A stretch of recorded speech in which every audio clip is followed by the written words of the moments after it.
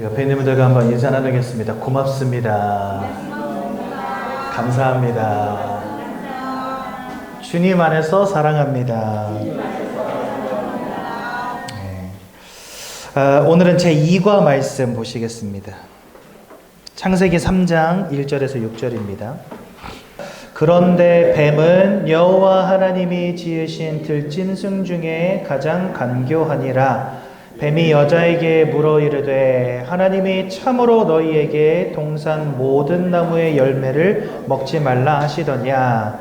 여자가 뱀에게 말하되 동산 나무의 열매를 우리가 먹을 수 있으나 동산 중앙에 있는 나무의 열매는 하나님의 말씀에 너희는 먹지도 말고 만지지도 말라. 너희가 죽을까 하노라 하셨느니라.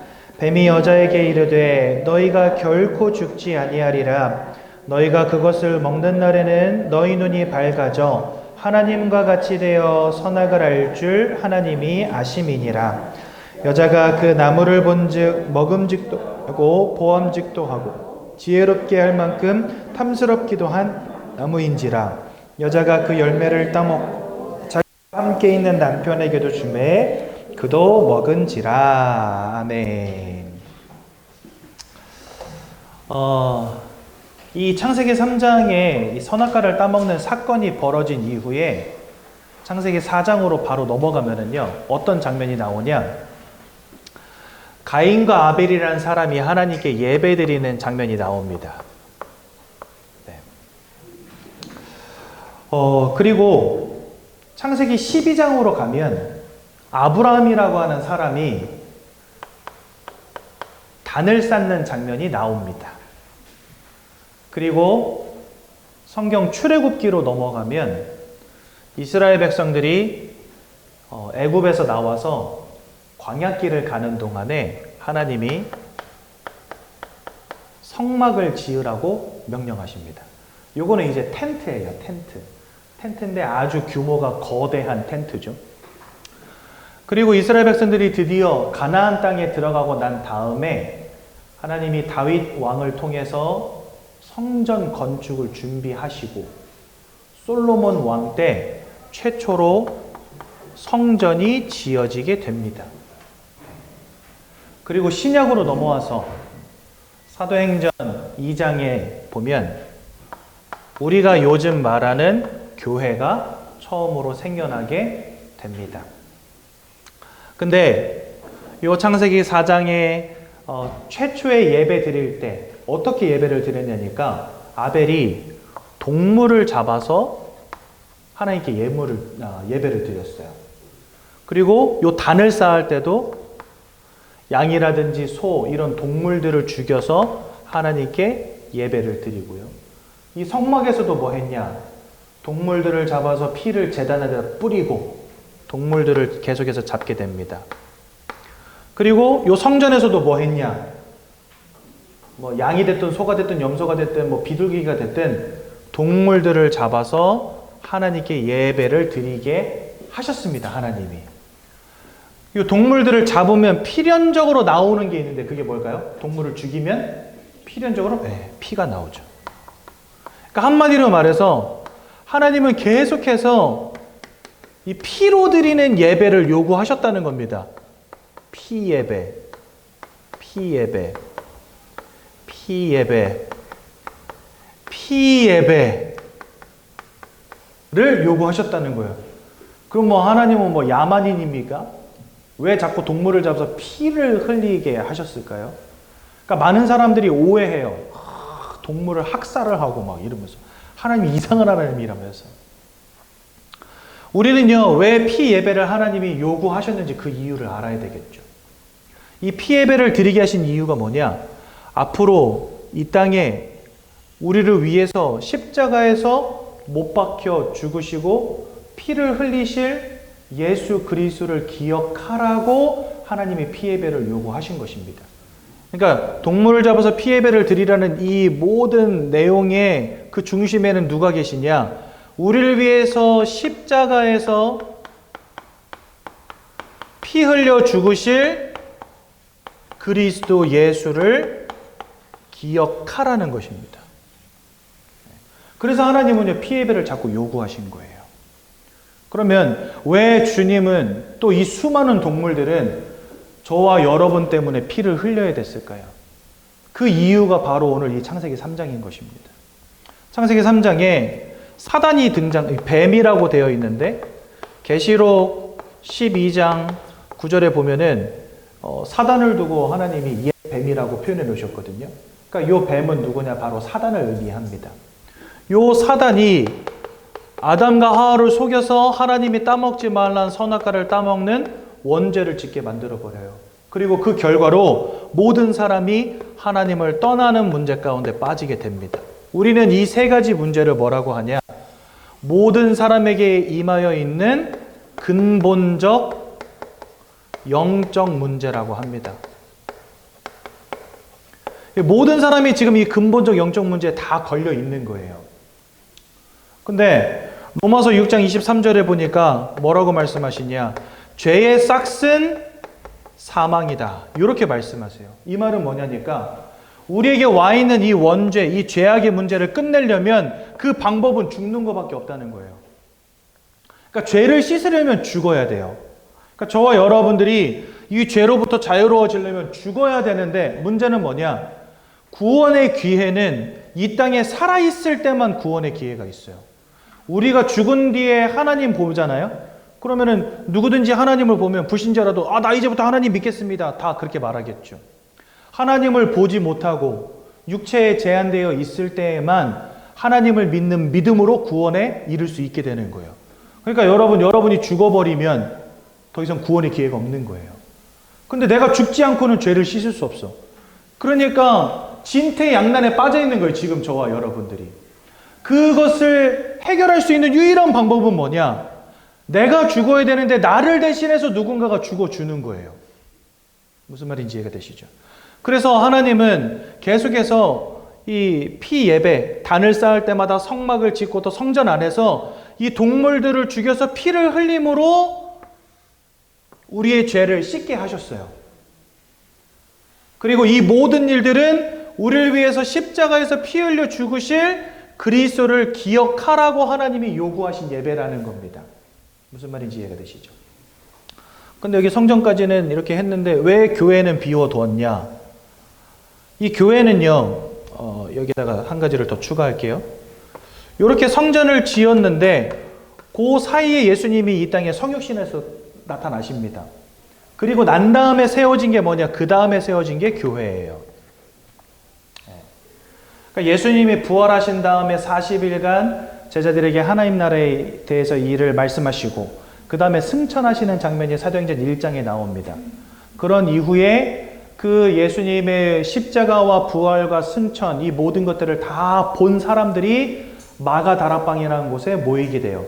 그게 교회의 시작이었습니다. 그러니까 신약에 세워진 이 교회는 예수님이 오신 다음에 세워진 곳이었거든요. 근데 이때부터 특징이 있습니다. 어떤 특징이 있냐? 더 이상 피 예배를 드렸을까요? 안 드렸을까요? 안 드렸어요. 피 예배가 사라졌어요. 저희들도 여기 예배 드릴 때 동물 잡지 않잖아요. 그렇죠? 만약에 예수님이 오시지 않았다면 저와 여러분들이 여기 모여서 지금 뭐 해야 돼요? 동물 갖다 놓고 목을 쳐야 돼. 칼로. 그 예배를 드려야 돼요. 원래는. 그런데 더 이상 그 피 예배를 드리지 않는 이유가 뭘까요? 이 피 예배의 주인공이신 예수님이 오셨거든요. 그리고 이분이 직접 십자가에서 죽으셨어요. 그래서 요한복음 1장 29절에 세례 요한이 예수님을 보고 이렇게 말합니다. 보라, 세상 죄를 지고 가는 하나님의 어린 양이로다. 그러니까 하나님의 어린 양으로 이 땅에 오신 예수님이 십자가에서 죽으신 거예요. 요한복음 19장 30절. 그 영혼이 십자가에서 떠나가셨거든요. 그러면서 뭐라 그랬냐? 다 이루었다. 이렇게 말씀하시고 죽으셨어요.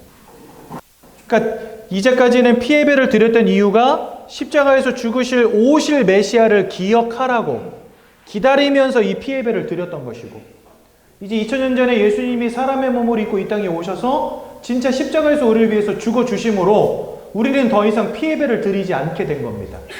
그래서 현대 교회는요, 이때부터 초대교회에서부터 이 피 예배가 사라져 버렸어요. 왜요? 피 예배의 주인공이신 예수님이 오셨기 때문에. 그래서 우리는 더 이상 동물을 잡지 않는 겁니다. 한마디로 이 모든 것들은 다 교회의 모양이거든요. 하나님이 구약 성경부터 신약 성경까지 교회가 어떤 곳인지를 우리에게 보여주시는 거예요.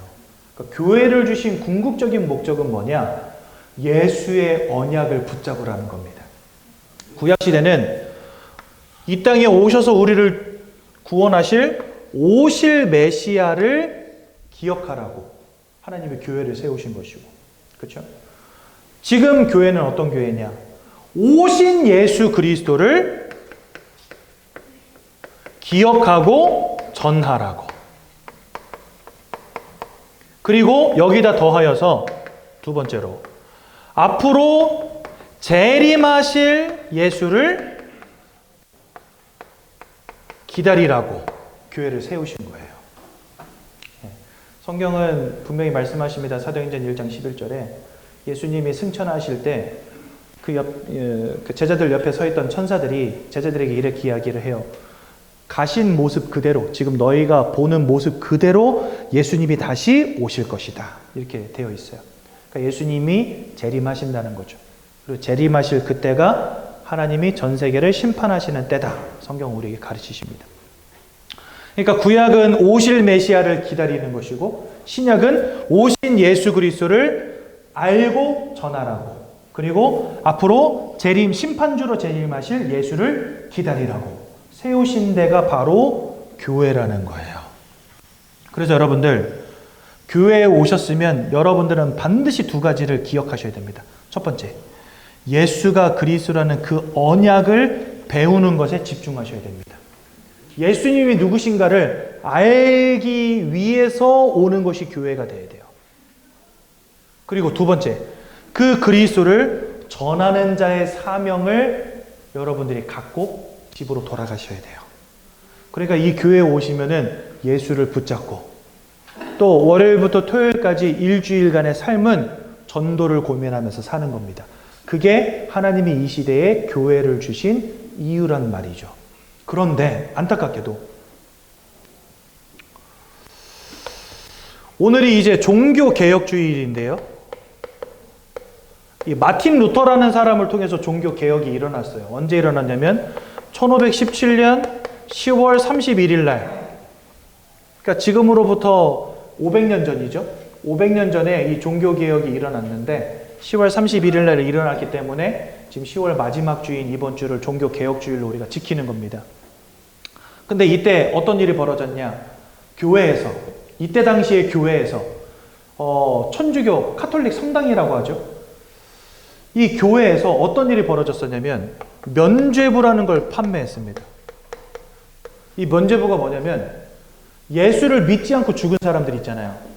그 사람들이 지금 연옥이라는 데 가 있는데 동전을 헌금함에다가 톡 던져 넣어가지고 이게 쨍그랑 소리가, 동전이 떨어져가지고 쨍그랑 소리가 나면 연옥에 있던 그 사람들이 천국으로 뿅 하고 올라간다고 가르친 거예요. 천국은 예수를 믿음으로 구원받은 사람들이 가는 곳이잖아요. 근데 동전으로 천국 갈 수 있다고 가르친 겁니다. 이놈의 교회가 정신 나간 거죠. 면죄부를 판 거예요. 근데 요 면죄부로 네가 구원받을 수 있다라고 누가 가르쳤냐면 이 교황이 가르쳤거든요. 한마디 요즘 시대로 말하면 교회 목사가 가르친 거예요. 그렇게. 근데 성경은 절대로 면죄부, 즉 헌금함으로 천국 갈 수 있다라고 가르치지 않습니다. 그런데 그 교황의 말이, 목사의 말이 성도들에게 먹히려면 어떻게 돼야 되냐? 이 교황이 성경 위에 있어야 돼요. 그렇잖아요. 이 성경은 분명히 믿음으로 천국 간다라고 가르쳤는데 면죄부로도 천국 갈 수 있다라고 이 교황이 말한 게 먹히려면 이 교황의 말이 성경보다 위에 있어야 되잖아요. 그렇죠? 그래서 이 교황은 하나님 같은 분이다 이렇게 가르친 겁니다. 그러니까 교황은 죄도 없고 그 말에는 틀림이 없다는 거예요. 오류가 없다는 거예요. 그걸 교황무오설이라고 합니다. 그러니까 얘는 죄도 없는 존재고 하나님 같은 존재이기 때문에 교황이 하는 말은 무조건 믿고 따르면 된다는 거예요. 성경 위에다가 교황을 둔 거죠. 그리고 세 번째로 이 마리아라고 하는 여자를 신격화하기 시작합니다. 마리아가 누구죠? 예수의 어머니잖아요. 그렇죠? 성경에 보면은 성부 하나님도 계시고 성자 예수님도 계신데 성모가 없어. 이 성경에는 성모라는 존재가 없거든요. 근데 가만히 보니까 예수님이 누굴 통해서 왔어요? 마리아를 통해서 왔잖아요. 그래서 이 여자가 갑자기 성모가 돼버립니다. 하나님하고 성자 예수님하고 같은 반열이 돼버린 거예요. 여러분, 하나님은요, 남자 여자 만나서 뭐 가정을 이뤄가지고 뭐 섹스 해가지고 임신이 돼가지고 그래서 태어난 게 성자 예수님이 아니거든요. 성경은 처음부터 그냥 계신 분이라고 되어 있습니다. 그러니까 하나님은 우리가 생각하는 남녀 관계를 통해서 자녀를 낳는 식으로 성자가 태어난 게 아니라는 거예요. 그래서 분명히 가정에는요, 부모와 자녀 사이에는 약간 수직적인 관계가 있잖아요. 너 그거 하지 마 그러면은 들어야 되고, 절로 가 그러면 가야 되고. 그런데 하나님과 성자 예수님은요, 수평적인 관계에 있어요. 하나님 밑에 예수님이 있는 게 아닙니다. 그래서 성모가 있어야 성자가 있을 수 있는 게 아니에요. 처음부터 성부와 성자로 존재하셨다라고 성경은 말씀하세요. 그런데 이 얼마나 좋습니까? 마리아를 통해서 예수님이 이 땅에 오셨거든요. 그러니까 저분이 바로 누구다? 이 성경에 나오지 않는 성모님이시다. 그래서 여러분들 성모 마리아 이렇게 이야기하잖아요. 그게 성부 하나님도 계시고 성자 예수님도 계신데 이제 성모 엄마도 있어야 되지 않겠냐 이래가지고 마리아가 신격화되기 시작합니다. 그런데 여러분들 마리아를 신격화하려니까 이제 뭐가 나오냐? 마리아는 원죄가 없는 사람이었다. 그리고 죽지 않고 예수님처럼 승천했던 사람이다. 이런 말도 안 되는 말들이 계속해서 누구의 입을 통해서 나옵니까? 교황의 입을 통해서 나옵니다. 근데 교황은 아까 뭐라고 그러셨어요? 무오한 사람, 죄가 없는 사람, 성경 위에 있는 사람이잖아요. 그러니까 그게 진리가 돼버린 거예요. 한마디로. 그러니 이 마틴 루터라는 사람이 성경을 읽어보니까 이거 다 뻥이고 다 틀린 거거든요. 그래가지고 1517년 10월 31일 날 구텐베르크 성당 앞에다가 대문짝만하게 95가지 이 천주교 교리가 가지고 있는 것 중에 틀린 것들 95가지를 적어가지고 대문 앞에다가 딱 붙인 게 종교개혁의 시작이었어요. 그러면서 이 마틴 루터가 주장했던 게 뭐냐? 오직 믿음으로 돌아가자. 면죄부가 아니라 오직 믿음. 오직 성경으로 돌아가자. 교황이 하는 헛소리가 아니라 하나님의 말씀으로 돌아가자. 오직 은혜로 돌아가자. 그렇죠? 오직 그리스도로 돌아가자. 그래가지고 시작된 게 종교개혁입니다. 그러니까 한마디로 말해서 하나님의 교회를 주신 본래 목적을 회복한 거죠, 사실은요. 네. 왜요? 교회는 오직 뭐만 바라봐요? 그리스도만 바라보는 곳이었는데 이 교회가 타락해버린 거예요, 한마디로. 그래서 하나님은 그 교회를 뒤집어 엎으셨던 겁니다. 그런데 그와 비슷한 사건이 성경에 한 번 더 나와요. 마태복음 21장에 보면 예수님이 성전에 기도하러 들어가셨는데 성전에서 보니까 장사치들이 들어와가지고 막 물건을 사고 팔고 시장통이 돼버린 거예요. 그래가지고 그 예수님이 화딱지게 뚜껑이 열리신 거 한마디로 뚜껑이 열려가지고 거기 있는 책상들을 다 뒤집어 엎고 막 다 걷어차고 막 이래가지고 나가 이 새끼들아 하면서 이렇게 대판하고 나오신 거죠, 성전에서. 그러면서 뭐라고 말씀하시냐? 이 성전은 만민이 기도하는 집인데 너희들은 여기서 강도의 소굴을 만들었다면서. 그렇죠? 근데 오늘 담임 목사님이 더 중요한 이야기 하셨어요. 저도 그냥 단순히 사람들이 교회 안에서 장사하고 있으니까 그거에 열받으신 줄 알았거든요. 근데 오늘 담임 목사님은 그렇게 얘기하지 않으셨어요. 뭐라고 얘기하셨냐? 아까도 말했지만 이 교회 안에서 계속해서 동물을 잡고 피를 흘리고 예배드렸던 이유가 오실 메시아를 기다리기 위함이었다 말씀드렸잖아요. 근데 예수님이 진짜 오셨어. 그동안 기다렸던 그리스도가 오셔서 그 그리스도가 지금 성전에 들어오신 거잖아요. 그렇죠? 그러면 사람들이 당연히 어떻게 해야 됩니까? 지금까지 기다렸던 메시아 예수님이 오셨으니까 오신 메시아를 보면서 메시아를 찬양하고 메시아를 바라봐야 되잖아요. 그런데 그 속에서 장사하던 모든 사람들이 예수님에게 아무 관심이 없어. 그 말은 뭐죠? 아무도 예수님을 기다리지 않았다는 거예요. 뭔가 동물을 잡고 피는 흘리고 있었지만 예수님 기다린 사람 아무도 없었고 오히려 이것 가지고 돈벌이를 해먹었다는 겁니다. 그러니까 여러분 이 사람들이 어떻게 돈벌이를 했냐? 이제 성전에 가면은 사람들이 양을 가져와서 그 양을 잡음으로 예배를 드리거든요. 근데 양을 딱 가져오면 거기에서 이제 성직자가, 목사가 딱 보고선 야, 이 양은 흠과 티가 있어. 얘는 안 되겠다. 그래가지고 어떻게 시키냐면 그 안에서 양을 파는 사람한테 보냅니다. 네. 그러면 분명히 이 사람들이 예배드리러 올 때는 최고급 양을 가져올 거 아니에요. 그렇죠? 최고급 양을 들고 왔는데 그거 빠꾸시키는 거예요.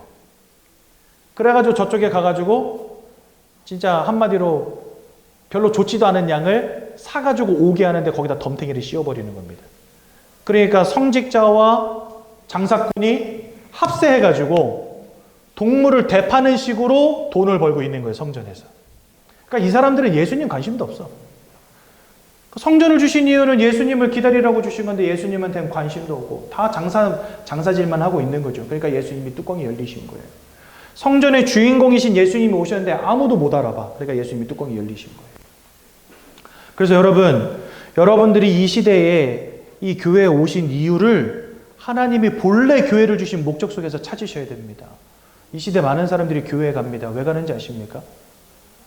건강하게 오래 살게 해달라고 기도하고, 우리 남편 사업 잘 되게 해달라고 기도하고, 우리 자식 서울대 가게 해달라고 기도하고, 뭔가 교회에 온 이유가 예수를 알고 예수를 전하는 것이 아니라 그것과 상관이 없는 다른 거 하고 있는 거예요. 이때 하나님의 교회를 엎으신 이유가 뭐일까요? 교회의 본래 목적을 잃어버렸기 때문이거든요. 여러분들이 이 교회를 하나님이 세우신 본래 목적을 이해하지 못한다면 절대로 이 교회에서 응답받으실 수 없습니다. 그래서 여러분들은 이 교회에 오실 때마다 뭘 기억해야 되냐? 나는 오늘도 그리스도를 깨닫고 그리스도를 알아가고 그리스도를 듣고 그리스도를 내 마음속에 새기는 날이 돼야 되겠다. 이렇게 되셔야 되는 거예요. 그런 인생 하나님 찾으시고 축복하십니다. 그리고 여러분들의 일주일의 삶을 통해서 뭘 고민하셔야 됩니까? 어떻게 하면 이 예수님을 내 주변에 있는 사람들에게 알려줘야 될까? 어떻게 알려줘야 될까? 새신자라도 고민하셔야 돼요. 왜냐? 그게 교회를 주신 목적이고 여러분들에게 구원 주신 이유고 여러분들을 성도로 하나님이 부르신 이유이기 때문에. 그렇죠? 장황하게 설명드렸는데 이걸 여러분들이 다 이해했다고 생각하진 않습니다. 그런데 중요한 건 뭐냐? 교회에 하나님이 분명히 주신 목적이라는 게 있구나. 그것은 예수를 붙잡는 것이요 전도와 선교의 축복을 누리라는 것이구나. 요것만 기억하시면 됩니다. 뭐 구약에 뭐 단이 뭐고 성막이 뭐고 성전이 뭐고 제가 이거 지으면 이미 여러분들 기억 하나도 안 나실걸? 기억 안 하셔도 됩니다. 교회의 목적만 기억하시면 됩니다. 그렇죠? 그래서 오늘 종교개혁 주일이기 때문에 좀 서론을 장황하게 했습니다. 네. 그래서 우리 예전교회는요, 진짜 뭐 자랑은 아니지만 우리 이 예전교회를 찾는 모든 분들에게 다른 건 몰라도 진짜 예수님이 누구신가 요거만큼은 정확히 알려드리자 라고 하는 목표가 있습니다. 그래서 담임 목사님도 강단 메시지 하실 때마다 계속 그리스도만 말씀하십니다. 저도 마찬가지고요. 저는 목사 될 때 하나님 앞에 서원 기도를 드렸어요. 어떤 서원 기도를 드렸냐? 하나님, 예수 외에는 말하지 않겠습니다. 다른 거 강조하지 않겠습니다. 왜요? 구원의 유일한 길 되신 이가 예수이기 때문에. 사람들에게 필요한 거는요, 돈 분명히 필요합니다. 건강도 필요합니다. 근데 여러분, 그 돈과 건강이 영원한 것은 아닙니다. 어떤 70대 아주머니께서 저한테 오시더니 이제 요즘에는 70대도 아주머니라고 불러야 된다 하더라고요. 할머니라고 부르면 큰일 납니다. 요즘 다 젊으셔가지고. 70대라도 너무 젊으시니까 이제 할머니라고 못 부르겠어. 아줌마라고 불러요. 아무튼 70대 아주머니께서 저한테 오셔가지고 아이고 제가 다리도 아프고 허리도 아프고 요즘 뭐 눈도 잘 안 배고 저 좀 위해서 기도해 주세요. 그러시는 거예요. 그래서 제가 그랬습니다. 예, 제가 기도는 해드릴 건데 뭐 나이 들면 몸이 망가지는 건 당연한 것입니다. 교회 나오고 예수 믿는 이유를 그런 데서 찾으시면 절대 안 됩니다. 말씀 들으시고 은혜 받으시고 저 천국을 소망하셔야 됩니다. 나이 들었기 때문에 천국을 소망하라는 말이 아니에요, 여러분들.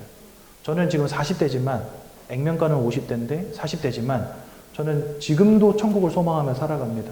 나이 먹었으니까 이제 갈 때 됐으니까 천국 소망하라는 말이 아닙니다. 여러분, 돈도 있다가 없어지는 것이고 건강도 결국은 잃어버릴 것입니다. 여러분들의 생명도 결국은 쓰러지는 날이 옵니다. 우리가 저 땅에 묻히는 날이 누구에게나 한 번은 오게 하나님 정해놓으셨다 이렇게 돼 있잖아요. 죽음을 피할 수는 없습니다. 우리에게 영원히 남는 건 뭐겠습니까? 여러분 땅 문서도 집 문서도 아닙니다. 여러분들 자식도 아닙니다. 여러분들 집도 아니고 돈도 아닙니다. 건강도 아닙니다. 뭐가 영원히 남습니까? 하나님이 허락하신 구원과 천국과 영생 외에는 영원한 것이 없어요. 우리가 뭘 소망해야 되겠습니까 도대체? 이 교회 통하여 우리에게 천국과 구원과 영생을 허락하실 예수를 바라보는 거, 이거 외에는 우리가 할 게 없는 거예요. 근데 많은 사람들이 교회 다니면서 뭐 합니까? 하나님 돈 주세요. 결국 없어질 놈으로 돈 그거 왜 자꾸 달라 그러십니까? 그거. 하나님 건강하게 해주세요. 결국은 죽어가지고 땅에 들어갈 육신 그거 왜 이렇게 우리는 목숨 걸고 있습니까? 그렇죠?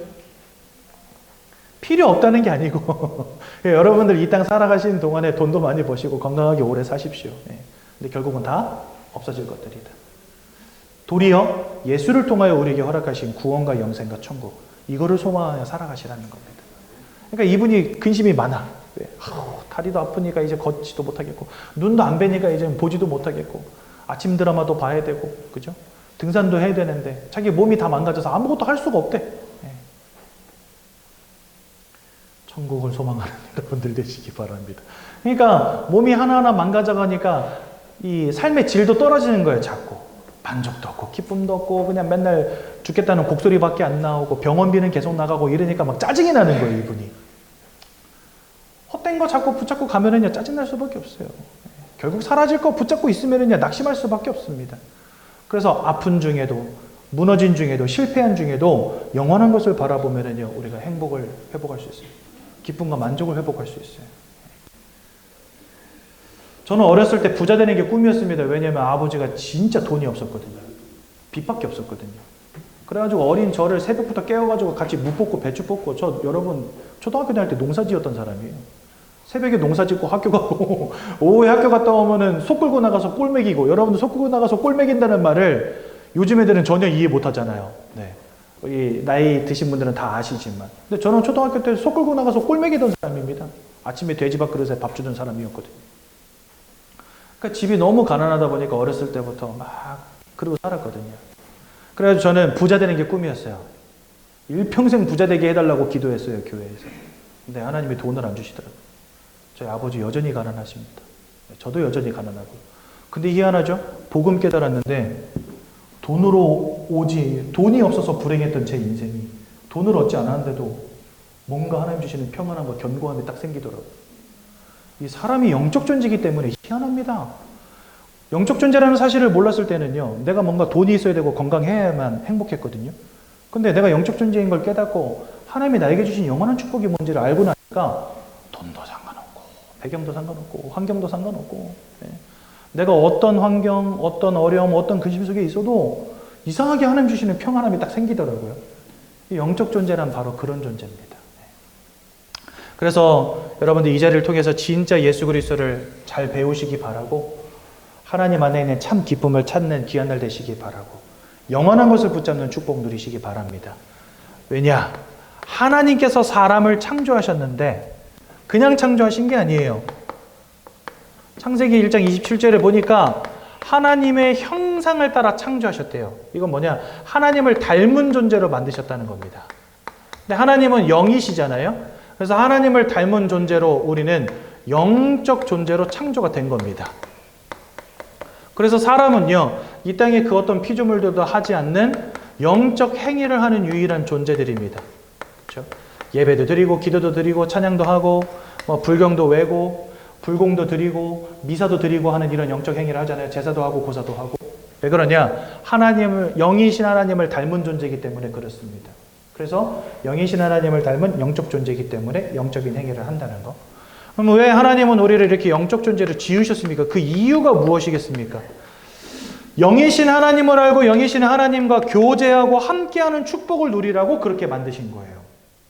그래서 사람은요, 기본적으로 근본적으로 하나님을 알고 하나님과 함께하는 축복을 누려야지만 그 속에서 행복을 찾을 수 있는 존재입니다. 여러분, 마음이 다 무너졌는데 누가 옆에서 하루 밥 세끼 만들어서 준다. 우리 여성분들 집에서 밥 잘 안 드신대요. 이유가 뭐냐? 내가 한 밥 먹기 싫어가지고. 근데 남이 해준 밥은 그렇게 맛있대. 그렇죠? 그럼 여러분 한번 이야기해 봅시다. 여러분들 마음이 다 무너져 있는데 누가 옆에 와가지고 하루 밥 세끼 지어준다. 행복하십니까?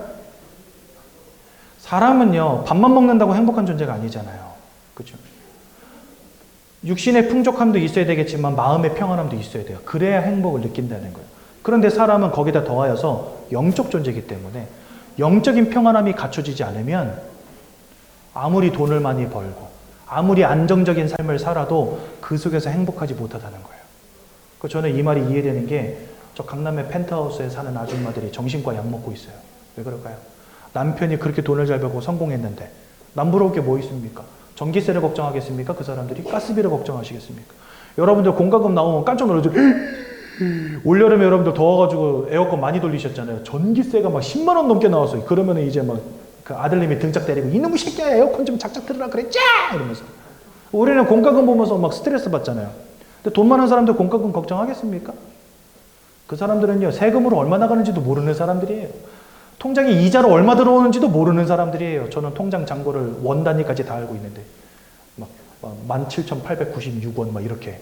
근데 여러분들 부자들이 자기 통장에 돈이 얼마 있는지 알겠습니까? 몰라요. 왜? 워낙 많으니까 돈이. 예.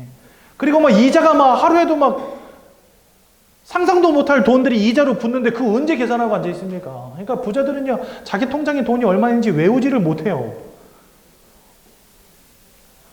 근데 저는요, 통장 잔고를 정확히 외우고 있거든요. 원 단위까지. 왜? 없으니까. 단위가 크질 않으니까. 근데 이 사람들 정신과 약 먹고 있습니다. 왜 그럴까요? 육신이 풍족함 너무 중요하지만 그것만으로 행복할 수 없고, 안정된 삶 속에서 오는 마음의 평안함, 그것만으로 행복할 수 없어요, 사람은. 영적 존재이기 때문에. 그래서 하나님과 함께하는 축복, 이거 잃어버리는 것 자체가 불행의 시작인 겁니다. 원래 인간은 하나님과 함께하는 축복을 누렸는데, 오늘 읽은 창세기 3장 1절에서 6절에 보니까 이 사단이 아담과 하와를 속여서 하나님 아버지 앞에 범죄하게 만들어요. 그 결과로 하나님을 떠나는 문제 가운데 빠지게 만듭니다. 로마서 3장 23절에 모든 사람이 죄를 범하였음에 하나님의 영광에 이르지 못하다니. 그러니까 우리는 원래 하나님의 영광 안에 있던 존재들이었는데 사단에게 속아서 죄를 지음으로 말미암아 영광으로부터 멀어진 존재가 된 거예요. 하나님의 영광으로부터 멀어진 존재, 즉 영적 존재로서 하나님과 함께하는 영적인 축복을 잃어버린 존재가 된 겁니다. 그래서 아무리 성공하고 많이 벌고 잘 살고 있어도 행복을 찾지 못하는 시대가 돼버린 거예요, 사람들이. 하나님을 잃어버린 그 순간부터 요한복음 8장 44절에 보니까 우리의 영혼이 사단 마귀에게 사로잡혔다라고 성경 말씀하십니다. 요한일서 3장 8절에는 우리가 사단 마귀에게 속한 자가 되었다라고 말씀하십니다. 즉 하나님과 함께 되는 우리가 이제는 마귀와 함께하는 존재가 되어버린 거예요. 근데 요한복음 8장 44절에 마귀를 두고 살인마라고 말씀하시고 거짓말장이라고 말씀하세요. 그러니까 여러분들의 인생에 살인마, 거짓말이 항상 같이 있는 겁니다. 어떻게 행복합니까? 도대체. 그죠? 요한복음 10장 10절에는요, 이 사단을 두고 도적이라고 말씀하시는데 이 도적은 모든 것을 빼앗고 죽이고 멸망시키려는 것 외에는 목적이 없대요. 여러분들 인생에 빼앗고 죽이고 멸망시키려는 자가 항상 여러분들과 함께 하는데 어떻게 행복합니까? 이런 영적인 문제 가운데 지금 우리가 다 걸려 있는 겁니다. 여러분 지금 돈 잘 버는 게 문제가 아니라니까요. 하나님 주신 근본적인 하나님과 함께하는 영적인 축복을 잃어버렸어요. 이거를 빨리 회복하는 게 가장 중요한 겁니다. 계시록 12장 9절에는요, 천하를 꿰는 자라고 속이는 자라고 되어 있습니다. 한마디로 사기꾼이라는 거예요, 사기꾼. 여러분 사기꾼이 뭐 합니까? 앞으로는요, 이렇게 호감 있는 얼굴로 탁 다가가가지고 감언 이설로 사르륵 녹인 다음에 뒤로는 싹 훔쳐가는 놈이 사기꾼 아닙니까? 사단이 그 짓을 하고 있는 거예요, 지금 여러분들 인생에. 그러니 영적으로 이러한 고통 가운데 딱 빠지다 보니 거기서부터 여러분들의 마음과 생각이 무너질 수밖에 없는 겁니다. 사람은요, 마음 무너지면 산도 무너져요. 삶이 무너지면 마음이 무너져요. 왜요? 마음과 육신을 가진 존재이기 때문에. 그리고 그 마음과 육신이 하나이기 때문에 어느 한편이 무너지면 다른 쪽도 영향을 받는 겁니다. 근데 우리는 영혼을 가졌잖아요. 그러니까 영혼과 마음과 육신이 하나인 존재가 바로 사람입니다. 근데 영적인 부분이 무너지니까 거기서부터 마음과 생각의 문제, 삶과 육신의 문제도 오는 겁니다. 그러니까 우리가 영적 존재이기 때문에 어떤 영적인 배경을 가지고 있느냐가 중요하다는 겁니다. 그래서 여러분들이 영적 존재라는 것을 이해하셔야 되고, 그런 우리에게 영적인 문제가 와 있다는 사실을 이해하셔야 되고, 그것 때문에 우리가 어떤 영적인 상태 가운데 빠졌는지를 이해하셔야 된다는 겁니다. 거기에서부터 여러분들의 인생을 바라보셔야 되는 거예요. 이 영적인 원리들을 가지고 여러분들 인생을 조명하시라는 겁니다. 왜 내 인생은 자꾸 무너지고, 왜 나는 자꾸 우울증에 빠지고, 왜 남편이 돈을 그렇게 잘 벌어오고 나를 그렇게 사랑해 주는데도 나는 왜 이렇게 만족이 없을까? 영적 존재이기 때문에 영적인 부분에서부터 시작하셔야 된다는 겁니다. 마음과 생각이 다 무너져서 막 우울증으로, 조울증으로, 악몽으로, 환상으로, 환청으로 막 사람들 난리가 났습니다, 지금요. 약을 먹지 않으면 잠을 자지 못하고 분노를 조절하지 못하고 근심 속에, 걱정 속에, 두려움 속에 살아갑니다. 그러니까 여러분, 해가 바뀌면 이제 올해도 다 갔잖아요. 내년도 초가 되면 제일 바빠지는 사람 누군지 아십니까? 무당들. 왜일까요? 사람들이 줄을 서서 점을 봐요. 신수점 친다고. 올해는 뭘 조심해야 되는지, 물을 조심해야 되는지, 불을 조심해야 되는지, 이사는 어느 방향으로 가야 되는지, 사업은 뭐 해야 되는지, 땅 장사를 해야 되는지, 물 장사를 해야 되는지 가서 물어봐야 됩니다. 그죠? 그 마음이 두려움으로 가득 차 있는 거죠, 한마디로. 그러니까 마음과 생각이 평안할 날이 없어. 제가 어렸을 때 저희 할머니가 맨날 할아버지 안 쓰는 넥타이 머리에다 질끈 동여 매고 누워가지고 아이고 나 죽겠다 맨날 이러고 계셨거든요. 이해가 안 됐거든요. 근데 나이를 점점 먹어가고 세상을 겪어보다 보니까 할머니가 이해가 되더라고요. 그렇지. 평안함이 있겠나 싶어요. 거기다 더하여서 제가 신학을 하고 성경을 이해하고 말씀을 깨닫고 보니까 할머니가 그럴 수밖에 없었던 이유가 이해가 되더라고요. 그렇지. 뭘로 평안함을 얻을까 도대체. 마음과 생각이 무너진 시대. 그러니 그 삶과 육신이 어떻게 되겠습니까? 마음이 무너지니까 삶도 귀찮아 그냥 모든 게. 살아갈 의욕도 없고. 그렇죠? 뭔가 최선을 다해서 살아보지만 안 되는 거예요. 여러분 저희 나라 이혼율이 50%에 육박한다고 합니다. 근데 제가 어느 날 그런 생각 해봤어요. 50%면 10쌍 중에 5쌍이 이혼한다는 거잖아요. 그럼 나머지 5쌍은 어떨까? 이혼한 사람들이야 뭐 이혼했다 치고 이혼 안 하고 살고 있는 사람들은 행복할까? 아니요. 그 중에 그러니까 10명 중에 5명은 이혼하고 이혼 안 한 5명 중에 4명은 갈등하고 있고 1명 정도는 조금 그래도 만족하며 살고 있지 않을까 이런 생각 해봐요. 그러니까 진짜 뭡니까? 진짜 용기가 있어서 이혼한 사람이 50%인 거지. 아이고 아들 때문에 내가 참는다 이러고 사는 사람들이 많다는 거죠. 삶과 육신의 문제. 그러니까 만족이 없어요. 행복이 없어요.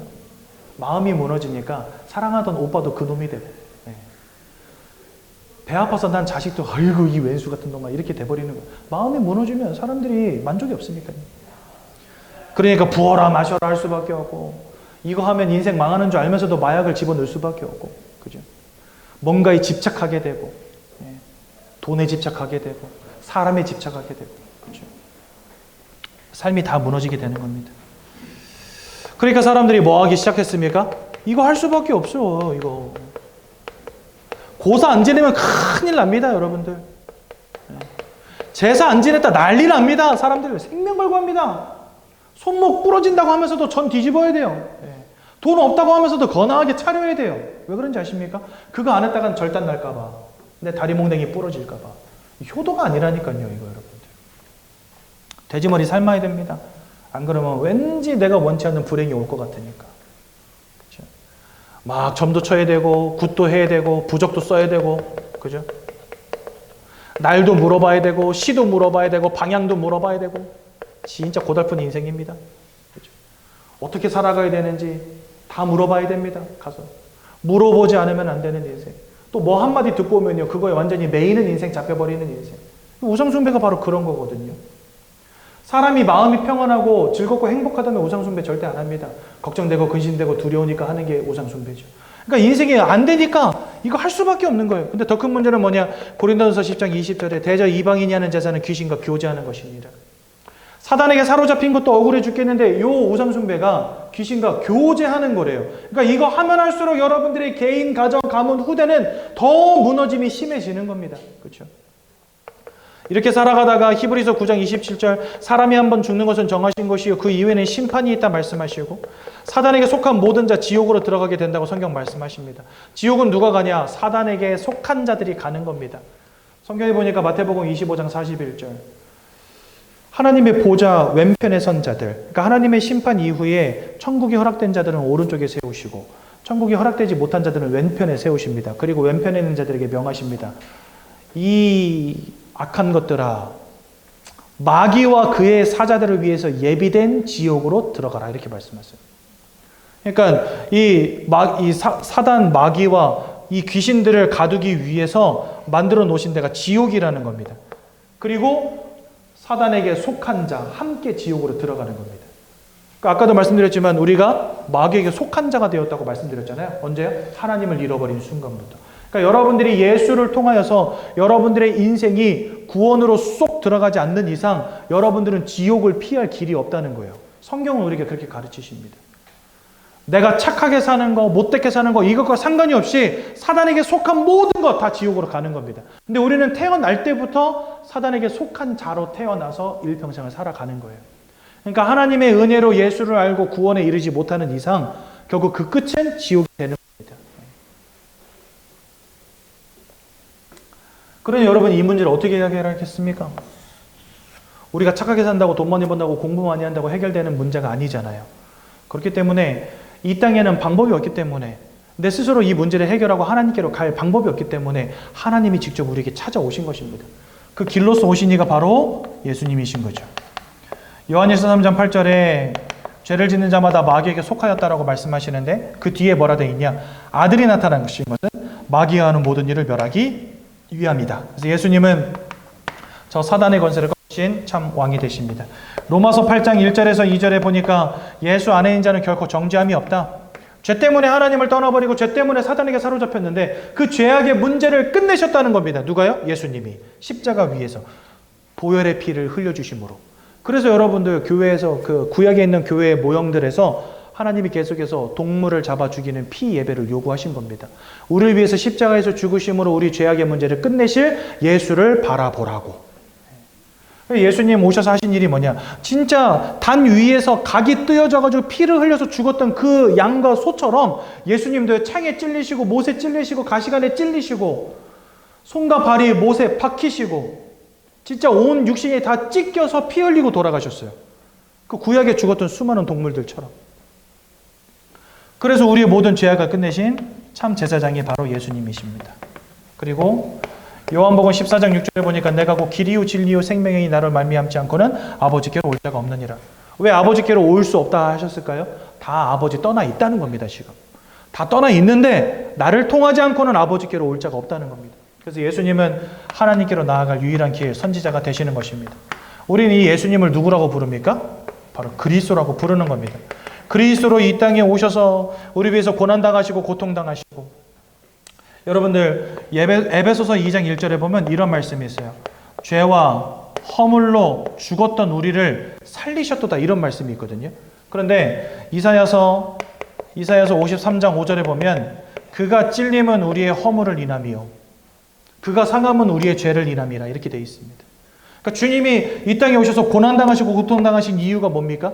여러분들의 죄와 허물, 우리가 영적으로 사망에 이를 수밖에 없었던 그 죄와 허물을 끝내시기 위해서 예수님이 찔리시고 상하셨다는 것입니다. 그가 채찍에 맞음으로 우리가 나음을 입고, 그죠? 예수님이 채찍에 맞으시고 예수님이 고통당하심으로 우리가 평안함을 누리게 됐다라고 성경 말씀하세요. 그러니까 예수님의 십자가와 고난은 우리의 죄와 허물을 끝내는 것이요 우리에게 평안을 주시고, 평안은 뭡니까? 마음의 평안함을 주시는 겁니다. 이거 이사야서 53장 5절 집에 가서 꼭 읽어보십시오. 그리고 우리 육신이 나음을 입었도다. 어쩜 이렇습니까? 여러분들 신기하지 않습니까? 아까 제가 말씀드렸죠. 영적으로 문제 가운데 떡 빠져버리고 나니까 마음과 생각이 무너지고 삶과 육신이 병든다라고 말씀드렸잖아요. 근데 예수님이 이 땅에 오셔서 고난당하시고 고통당하신 그 일을 인하여서 죄와 허물의 문제, 즉 영적인 문제가 끝나버린 겁니다. 그리고 우리 마음에 평안함을 주시겠다는 겁니다. 그리고 육신이 나음을 입었다는 겁니다. 진짜 신기하지 않습니까? 예수님은 이것 때문에 이 땅에 오셔서 여러분들 위해서 고난당하시고 십자가에서 죽으신 겁니다. 그렇죠? 그러니 이 그리스도의 고통과 고난과 피 흘림과 십자가 사건을 통해서 우리가 완전한 구원의 축복 가운데 들어가게 된 거예요. 그래서 우리는 그 예수를 누구라고 부릅니까? 그리스도. 그리스도라고 부르는 겁니다. 그래서 이 예수를 믿고 영접할 때 여러분들이 구원에 이르게 되는 겁니다. 그러니까 이 놀라운 진리의 말씀을 가르치라고 세운 게 교회인데, 면죄부 팔고 앉아있고 교황이 무엇하고 가르치고 앉아있고 마리아가 하나님의 그러니까 아내다, 예수님의 엄마다라고 가르치고 있었던 거예요. 이 중세 교회가. 그러니 하나님이 뒤집어 엎으실 수밖에 없는 거죠. 그게 바로 종교개혁주의 오늘인 것입니다. 그래서 여러분들은요 꼭 기억하셔야 됩니다. 하나님이 이 교회를 왜 세우셨는가, 그리고 나를 왜 이 교회로 부르셨는가. 이곳을 통해서 오직 예수의 언약만 딱 붙잡으시고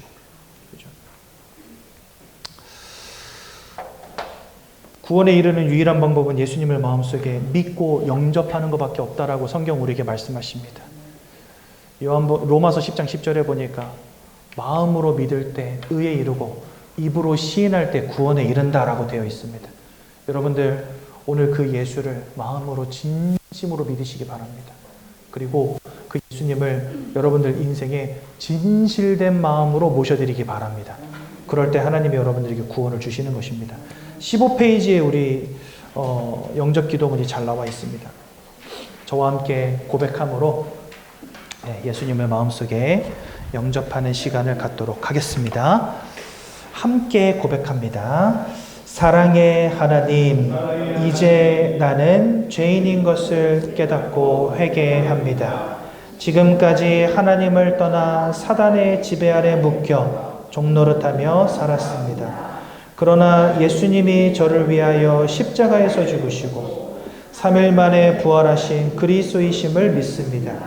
예수 그리스도께서 하나님을 만나는 유일한 길이 되시며 사탄의 권세를 꺾으시고 모든 죄와 저주와 재앙에서 나를 해방하신 그리스도 되심을 믿습니다.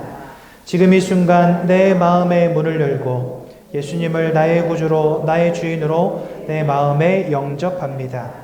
나를 구원해 주심을 감사드립니다. 앞으로 하나님의 말씀과 뜻대로 살겠습니다. 지금부터 일평생을 세밀히 인도해 주옵소서. 예수 그리스도 이름으로 기도합니다. 아멘. 요거 이제 이과 내용은요, 제가 지금 여기 설명한 부분에 다 나와 있지만 그래도 좀 짚고 넘어가야 되겠네. 간단하게 보겠습니다. 어떤 분이 저한테 그런 질문을 하세요. 하나님 진짜 이상한 분이래. 왜요? 그러니까 그 선악과 안 만들었으면 아담과 하와가 원죄에 빠질 일도 없잖아요. 그거 왜 만들어가지고 원죄에 빠지게 만들었냐 이러면서 하나님 이상하대, 이해할 수가 없대 자기는. 그 여러분 선악과를 주신 이유가 무엇입니까? 사단이라는 존재가 있기 때문에 주셨어요.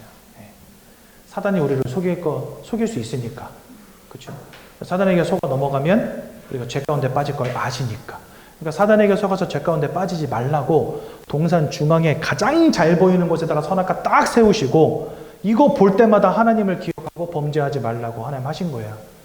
마치 우리가 어린아이를 집에 두고 밖으로 나갈 때 낯선 사람이 오면 문 열어주지 마 했던 것은 아이를 집에다 가두려고 한 게 아니잖아요. 그리고 나중에 낯선 사람한테 문 열어주면 그걸 책잡아가지고 아이를 혼내려고 한 것도 아니잖아요. 그 아이에게 그 문 열어주지 말라고 한 이유는 무엇입니까? 낯선 사람에게 해코지 당할 수 있고 잡혀가면 큰일 나니까.